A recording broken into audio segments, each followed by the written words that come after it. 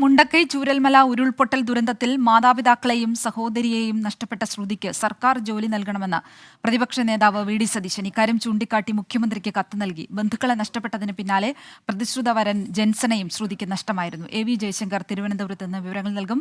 ജയശങ്കർ, കഴിഞ്ഞ ദിവസം തന്നെ സർക്കാർ അറിയിച്ചതാണ് ശ്രുതിയെ ചേർത്ത് പിടിക്കുമെന്ന്. അതോടൊപ്പം ബന്ധുക്കളെയെല്ലാം നഷ്ടമായ ആ കുട്ടിക്ക് മുന്നോട്ട് പോകാൻ ഇനിയൊരു ജോലിയെങ്കിലും അത്യാവശ്യമാണ്. എന്തൊക്കെ കാര്യങ്ങളാണ് പ്രതിപക്ഷ നേതാവ് മുഖ്യമന്ത്രിക്ക് നൽകിയ കത്തിൽ ആവശ്യപ്പെട്ടിരിക്കുന്നത്? ജയശങ്കർ.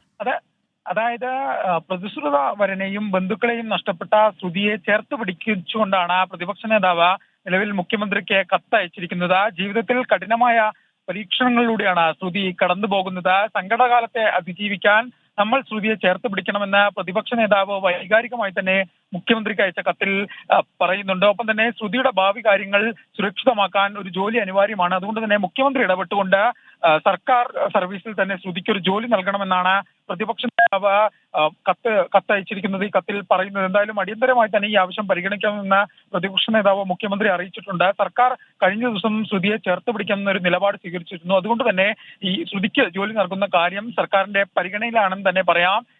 നടപടിക്രമങ്ങൾ പരിശോധിച്ചുകൊണ്ടായിരിക്കും സർക്കാർ ഇക്കാര്യത്തിൽ ഒരു അന്തിമ തീരുമാനം എടുക്കുക. എന്തായാലും മുഖ്യമന്ത്രിയുടെ അടുത്ത പ്രതിപക്ഷ നേതാവിന്റെ കത്ത് നിലവിൽ ലഭിച്ചിട്ടുണ്ട്. ഈ കത്തിൽ ഉൾപ്പെടെയുള്ള തുടർ നടപടികൾ മുഖ്യമന്ത്രി ഡൽഹിയിലും മറ്റും പോയി വന്നതിന് ശേഷമായിരിക്കും തീരുമാനിക്കുക. എന്തായാലും ശ്രുതിയെ ചേർത്ത് പിടിക്കുമെന്ന ഒരു നിലപാടിൽ തന്നെയാണ് സർക്കാർ ഉള്ളത്. അതിനൊപ്പം തന്നെ നിൽക്കുന്ന ഒരു നിലപാടുമായിട്ടാണ് പ്രതിപക്ഷവും നിലവിൽ വന്നിരിക്കുന്നത്. പ്രതിപക്ഷ നേതാവ് നേരിട്ട് തന്നെയാണ് ഈ ശ്രുതിയുമായി ബന്ധപ്പെട്ട് ഒരു ജോലി നൽകി ഇവർ ആശ്വാസം പകരണം ആവശ്യപ്പെട്ടുകൊണ്ട് നിലവിൽ കത്ത് നൽകിയിരിക്കുന്നത്.